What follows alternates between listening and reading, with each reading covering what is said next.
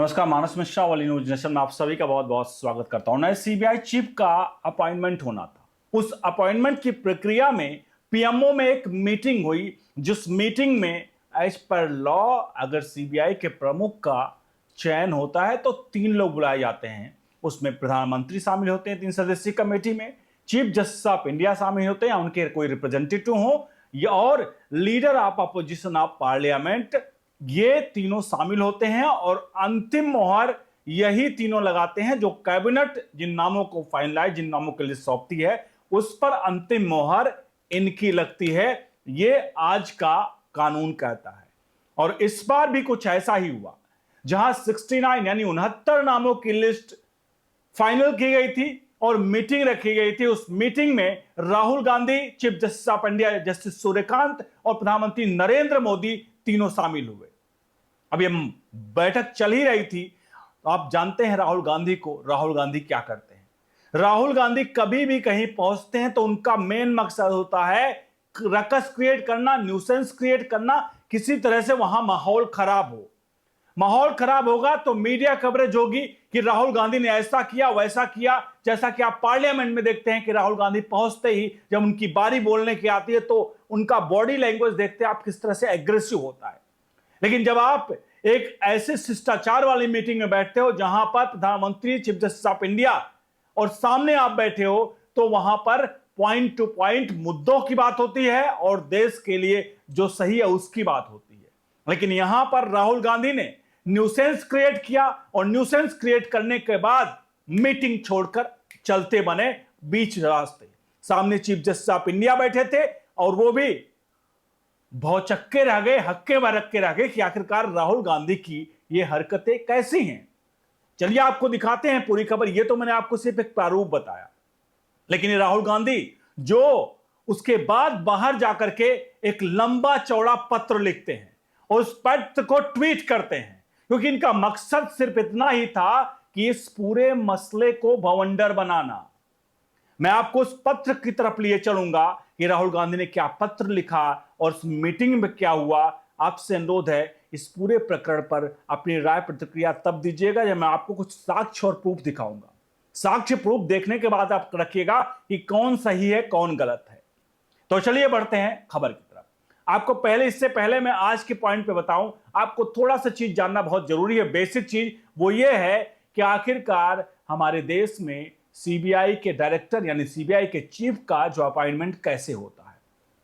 अगर इसकी प्रक्रिया की बात करें तो जब जो ये यूपीए की सरकार थी यानी मनमोहन सिंह प्रधानमंत्री थी और उसकी सर्वे सर्वा सोनिया गांधी थी, राहुल गांधी थे, 2003 में कैसे सीबीआई के चीफ का सिलेक्शन होता है था उसको जरा हम दिखा देते हैं, तब आपको पता चल जाएगा कि आज राहुल गांधी जो बिल बुलाए उनका पत्र दिखाऊंगा। लेकिन सबसे पहले आपको जानना जरूरी है कि आखिरकार इनके वक्त में कैसे सीबीआई के डायरेक्टर का अपॉइंटमेंट होता था वो देख लीजिए, क्योंकि इनके टाइम में ही सुप्रीम कोर्ट ने भी कहा था कि सीबीआई ईडी जो है वो पिजड़े के तोते बन के रह गए हैं सोनिया गांधी के।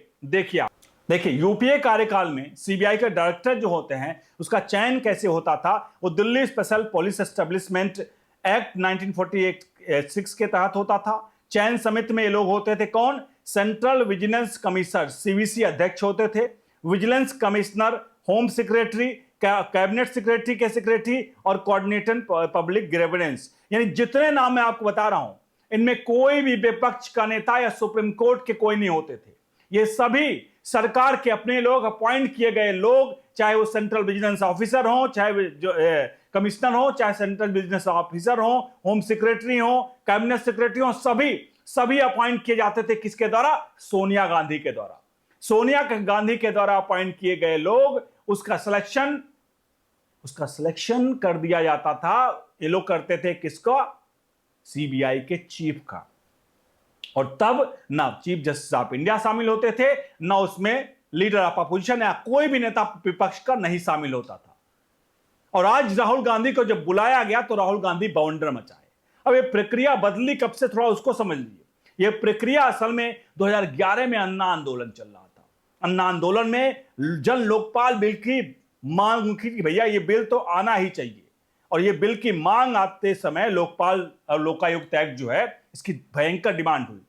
कांग्रेस प्रेशर में आई क्योंकि 2011 में आंदोलन था, 2014 में चुनाव होने थे, 2013 आखिर में कांग्रेस को जब इंटरनल सर्वे मिल गया कि अब वो सत्ता से जाने वाली है, तो उसे लगा एक काम ऐसा करके जाएं कि हम रहे ना रहे, हमारी जो चीजें हैं वो जरूर रहे। यानी कि अब तक तो हमने सीबीआई का सिलेक्शन खुद किया, सीबीआई के डायरेक्टर का, लेकिन अब ऐसा कुछ खेल खेलते हैं जिससे सीबीआई के डायरेक्टर का चुनाव जब होगा आगे के टाइम पर, जो तोता अभी बनाकर रखा है हमने रिमोट का, वो तोता तब भी रहेगा। इन्होंने क्या किया, एक बिल लेकर आए, जो बिल था लोकपाल एंड लोकायुक्त एक्ट 2013।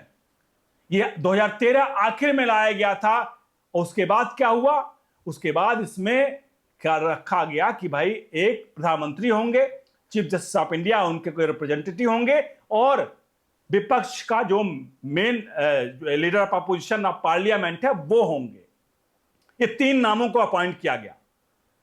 यानी कि 2014 में मैंने पता था सत्ता जाने वाली है, तो आखिर में जा जाकर के जैसे इन्होंने वक्फ बोर्ड को लेकर के आधी से ज्यादा दिल्ली की संपत्तियां अंतिम वक्त पे राहुल गांधी और सोनिया गांधी ने लिख करके वक्फ बोर्ड को दे डाली, अंतिम वक्त को पर वक्फ बोर्ड को दी थी, और यही काम यहां पर भी ये लोगों ने किया। आखिरी वक्त पर सीबीआई चीफ का अपॉइंटमेंट के लिए अपने आप की एंट्री करा ली कि भैया हम रहे ना रहे, हमारी यादें जरूर रहनी चाहिए, यानी हमारा इंटरप्शन सरकार में जरूर रहना चाहिए, और इन लोगों ने ऐसा कर लिया। अब सोचिए, ये वही लोग हैं जो आज इस तरह के बाउंडर मचा रहे हैं कि भैया हमें क्या किया जा रहा है मेरे साथ, उस लेटर की तरफ बढ़े। लेकिन एक पॉइंट और समझ लीजिए, 2014 में सरकार आती है, नरेंद्र मोदी जीत कर आते हैं, लेकिन इस कानून में जो था उसको समझिएगा। इस कानून में था कि लीडर ऑफ अपोजिशन ही तीसरा होगा जो कि इस कमेटी में शामिल होगा। आपको 2014 के चुनाव के परिणाम याद होंगे। कांग्रेस सबसे लार्जेस्ट पार्टी थी जिसको 44 सीट मिली थी।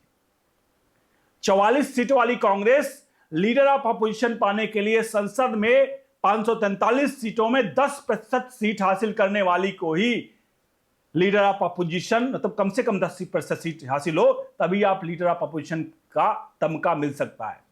और वो बीजेपी के बाद सबसे बड़ी पार्टी जो थी वो 44 सीटों वाली कौन थी, जो विपक्ष में थी, वो थी कांग्रेस पार्टी। इस हिसाब से 543 के लिए कम से कम 10%, मतलब हो गया 55 सीटों के आसपास जो पार्टी जीतेगी उसको leader of opposition of parliament का तबका मिलेगा। लेकिन 2014 में ये सीट नहीं जीती, मतलब कोई भी नहीं था। अब ऐसे में पता क्या हुआ, ये वही मोदी सरकार है। इन्होंने क्या किया, इन्होंने मीटिंग करी और साफ तौर पे इसमें एक अपॉइंट कर दिया, भैया ठीक है कोई बात नहीं, लीडर ऑफ अपोजिशन नहीं, लेकिन विपक्ष का नेता कोई भी होगा, लीडर ऑफ अपोजिशन की जगह वो ले सकता है। ये है सरकार, और ये है सरकार के फैसले कि वो ऐसा नहीं चाहती तो ठीक है, लीडर ऑफ अपोजिशन नहीं है तो केवल चीफ जस्टिस ऑफ इंडिया और प्रधानमंत्री दो मिलकर के सिलेक्शन कर लेंगे।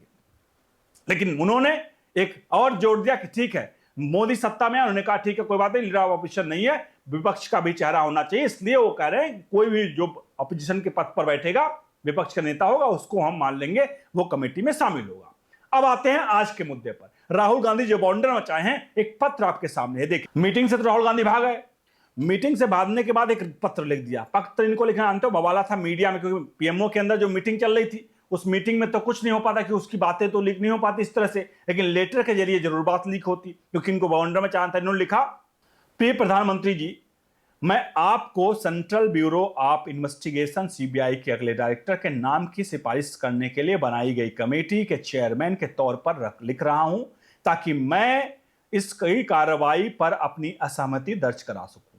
आपकी सरकार ने सीबीआई का, जो भारत की सबसे बड़ी जांच एजेंसी है, बार बार गलत इस्तेमाल किया है। इसका इस्तेमाल राजनीतिक विरोधियों, पत्रकारों और आलोचकों को निशाना बनाने के लिए किया गया है। संस्था पर ऐसे कब्जे को रोकने के लिए ही सिलेक्शन कमेटी में विपक्ष के नेता को शामिल किया जाता है। अफसोस की बात है कि आपने इस प्रक्रिया में मुझे कोई भी अहम भूमिका देने का लगातार मना किया है। बार बार लिखित अनुरोध करने के बाद भी मुझे योग्य उम्मीदवारों की सेल्फ अप्रेजल रिपोर्ट या 360 डिग्री रिपोर्ट नहीं दी गई है।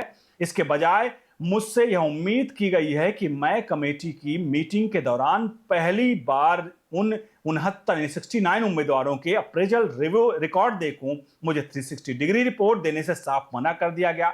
हर उम्मीदवार के लिए इतिहास और कामकाज का आकलन करने के लिए इन रिकॉर्ड्स का विस्तार समीक्षा करना बहुत जरूरी है। बिना किसी कानूनी आधार के जानकारी देने के से जानबूझकर मना करना सिलेक्शन प्रक्रिया का मजाक उड़ाना है और यह पक्का करता है कि सिर्फ आपको पहले से तय हुआ उम्मीदवार का ही चुना जाए।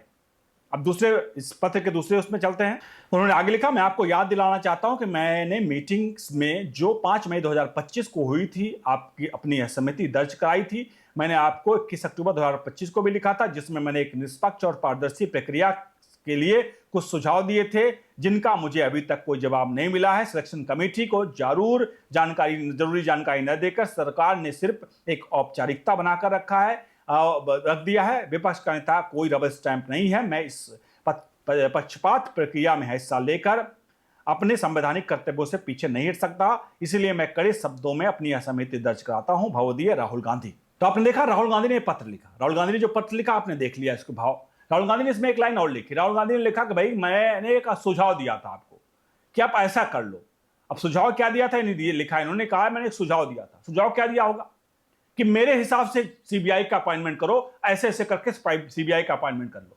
तो यार 3 में जब आपकी सरकार थी तब आपने कौन से चीफ जस्टिस ऑफ इंडिया और कौन से लीडर ऑफ अपोजिशन या विपक्ष के नेता को रखा था? 2013 में जब आपकी सत्ता जाने लगी, आपको लग गया कि सत्ता जा रही है, तो आपने जैसे वक्फ बोर्ड को आपने अपॉइंट किया, वक्फ बोर्ड को जमीनी आदि दिल्ली दे दी, उसी तरह आपने सीबीआई के चीफ के अपॉइंटमेंट के लिए एक अलग से कानून ना लाया, क्योंकि उस समय आपके पास प्रेशर था। आपने एक तीर से 2 शिकार करने का प्रयास किया और उसमें आपने कह दिया कि भैया chief justice of India, prime minister और इसके अलावा लीडर ऑफ अपोजिशन पद पे जो लोग होंगे वो चीफ जो है सीबीआई के चीफ का सिलेक्शन करेंगे। अब आप खुद कमेंट बॉक्स में लिखिए कि राहुल गांधी की किस तरह की मानसिकता है। राहुल गांधी सरकार को अपने हिसाब से चलाना चाहते हैं। राहुल गांधी चाहते हैं कि वो जिस तरह से चाहे सरकार वैसे चले। लेकिन मुझे लगता है कि राहुल गांधी की ये जो उनकी सोच है, ये सोच ही आज तक उन्हें आगे बढ़ने नहीं दे रही है। अगर कोई प्रक्रिया चलती आ रही है, उस प्रक्रिया के साथ छेड़छाड़ करना मतलब है कि कानून में फिर से बदलाव करना। अब जाहिर सी बात है, राहुल गांधी ने जो भी कुछ कार्य किया, राहुल गांधी का एक मेन पॉइंट यहां पर था। उन्होंने कहा कि मैंने एक सुझाव दिया था। उनका मेन मकसद था जो ये कहें वही सही, बाकी सब बेकार। ना खाता ना बही, जो राहुल गांधी कहें वही सही। राहुल गांधी ने कहा था कि मैंने एक सुझाव दिया था, उस सुझाव को नहीं माना गया। अब क्या सुझाव दिया गया था? राहुल गांधी के सुझाव वही है, सोने से आलू से सोना बनाना, टाइल्स पे फसल उगाना, इस तरह की चीजें वायरल होती हैं। लोग इस प्रकार की बातें कर रहे हैं कि राहुल गांधी का सुझाव ऐसा रहा होगा। बहरहाल आपसे चाहूंगा इस पूरे प्रक्रिया पर अपनी राय प्रतिक्रिया जरूर दीजिए। चीफ जस्टिस ऑफ इंडिया का कोई बयान नहीं आया, किसी भी प्रकार का कोई वक्तव्य नहीं आया, ना ऑफिशियल आया सुप्रीम कोर्ट का कि भैया इस तरह की गतिविधियां पीएमओ हुई है, पीएमओ में प्रधानमंत्री ने उनके साथ गलत किया। लेकिन राहुल गांधी के साथ पीएमओ में गलत हो गया है। फिलहाल ऐसा राहुल गांधी का दावा है। आपसे अनुरोध, वीडियो को लाइक शेयर जरूर करिएगा। बने रहिए और न्यूज़ नेशन के साथ। बहुत बहुत धन्यवाद।